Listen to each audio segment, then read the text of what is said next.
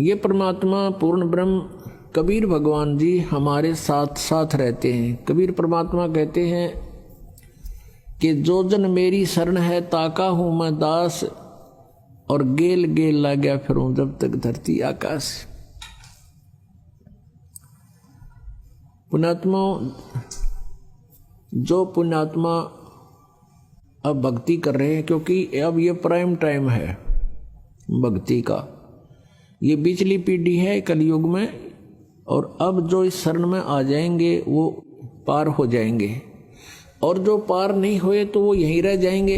यहाँ रह जाएंगे तो अन्य जो साधना आप करते कराते थे उनसे तो यो असंख्य गुना बढ़िया साधना है। यदि आपने यहीं भी रहना है तो भी ये भक्ति आपको घना लाभ देगी। और यहाँ तो महामूर्ख रहेगा जिसको ज्ञान नहीं होगा बिल्कुल भी, और जानबूझ साची तजय करे झूठ ते ने, ताकि संगत है प्रभु सौपन में भी ना दे। अब जिस प्राणी को इतना ज्ञान हो गया फिर वो यहाँ रह जाएगा, फिर महामूर्ख ही रहेगा। यहाँ रहेगा किस तरीके से? अंत समय में इच्छाएं घटानी चाहिए हमने बुढ़ापे में, और हम बढ़ाते चले जाते हैं। हमने चलने की तैयारी करनी चाहिए, किसी भी आस्था नहीं रखनी चाहिए पोता और पोती में, द्योते और द्योतिया में। ये इनका अपना काम पूरा हो गया, उनका रोल शुरू हो गया बच्चों का, वो अपने बच्चों ने पाले पोसे, उनके संस्कार फलेंगे। और यदि भगवान से उनको जोड़ दिया गया तो भाग्य में ना होगा तो भी मालिक देगा, उनको रक्षा करेगा उनकी। तो फिर हम ठेकेदार किस लिए बने?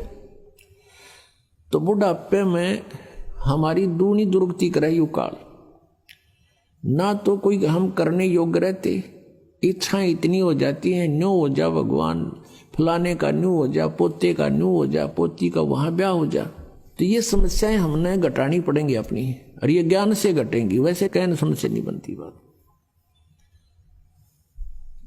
तो क्या बनती है बुढ़ापे में? आया बुढ़ापा बैरी, पड़े परिवार में ममता गहरी। आवे बुढ़ापा बैरी, पड़े परिवार में ममता गहरी।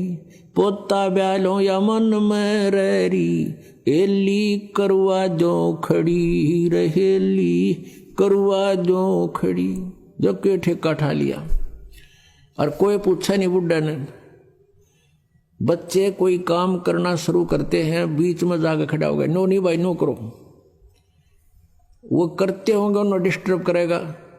अब जो वृद्ध आदमी आज 70-80 साल का हो गया, उस समय जब वो युवा था, जो भी क्रियाएं करता था, उसमें वर्तमान के हर टेक्निक में अंतर हो लिया, तो उस वाली सलाह काम ना दे। और फिर जब वृद्ध हो जाएगा, यू ज्ञान समझ में आ जाएगा, फिर तो परमात्मा कहते हैं लोभी मन नाम सुमर ले रे, तू जीवित मर ले रे, फिर जीवित मर जाएगा।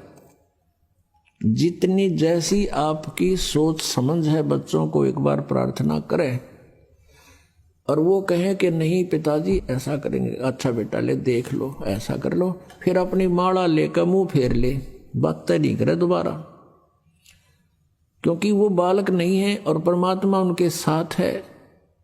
जहाँ जो भगवान साथ देगा माँ बाप नहीं दे सकते। माँ बाप अपने बच्चों को खाना खिला के, अच्छी तरह नवा धोआ के, कपड़े सुथरे बढ़िया पहना के स्कूल भेज देते हैं, और रास्ते में दुर्घटना हो जाती है तो वहाँ माँ बाप का रोल नहीं है, वहाँ किसका रोल है? भगवान का। जब वहाँ रोल भगवान का है इसी टिपिकल स्टेज पे, तो वहाँ क्या भगवान आंख मीच के बैठेगा आपके बच्चों के साथ? तो पुण्यात्माओं, आत्मज्ञान बिना नर भटके, तो बिना ज्ञान के हम भटक रहे हैं। जब ज्ञान होगा हम बहुत हल्के हो जाएगा बोझ। जैसे सीता जी का ब्याह कर दिया था राजा जनक ने, और विवाह होते ही कुछ दिन के बाद वनवास हो गया। वनवास के बाद फिर उसका अपहरण हो गया, रावण की कैद में रही 12 वर्ष। अब क्या राजा जनक इतना समर्थ नहीं था कि अपने दामाद और पुत्री को वहां अपने वन में बैठा लेता, जंगल में, अपने उसमें राज्य में, और वनवास का वनवास, और वहाँ सारी सुविधा देता उसको, वहाँ भिजवा देता सारा सामान खान पीने का। लेकिन नहीं, वो विद्वान पुरुष थे, उनको पता था कि हमारा फर्ज इतना ही था, इनकी विवाह कर दिया और इनका इब भाग फड़ेगा, हमारा बीच में डिस्टर्बेंस कति काम नहीं करे, हम मूर्खता करेंगे इनके बीच में बढ़ के, और हम बीच में पहले बढ़े, बच्चे का ब्याह कर दिया। वैसे तो सारी बात बिगड़ रही है, क्यों ना तो जहां हम लड़की का ब्याह करते हैं उनमें जो है भगवान का भय रहा नहीं, और ऐसा ही सचिथी अपनी है। लड़की का विवाह करते हैं, लड़की जाते ही तीसरे दिन फोन कर दिया कि मेरी सासू ने आज मेरे तय दूध ना दिया, तो लड़की की माँ कह गिला मन ने दिए फोन, और देव तेरी सास ने दो सुनाओगी गाल, मैं करूँ उसने 4 गाल देगी अपनी समधन ने, फिर आजा आजा और छूटा छाटी मुकदमे शुरू हो गए। बता कोई बात है? छोटी छोटी बातों पर हमने पतंगड़ बना के इतना कहर मचा लिया घरों में। बच्चे को समझाओ बेटा, अब घर ये नहीं रहा तेरा, तेरा घर वो हो गया है, और अपने प्यार से रह, अपने माता पिता की तरह व्यवहार कर, अपने घर में जगह बना, प्यार से रह।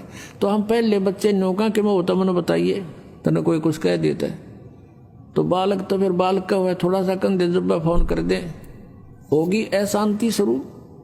बिना ज्ञान के हमने ये सारे काम बिगाड़ लिए, अच्छी शिक्षाएं खत्म होगी। कारण क्या रहा कि पहले बच्चे बुजुर्ग बैठा करते, बच्चों को विशेषकर आसपास बैठे होते, जब अच्छी शिक्षा देने की चेष्टा किया करते थे।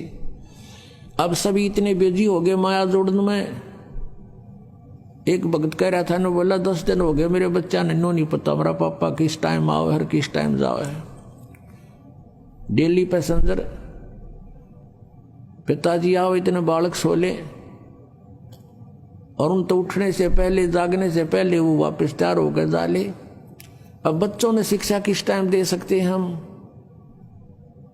तो बच्चों ने जैसी भी जहां से समाज से और अच्छी बुरी संगत से जो ग्रहण किया उस तरह हम चल पड़े।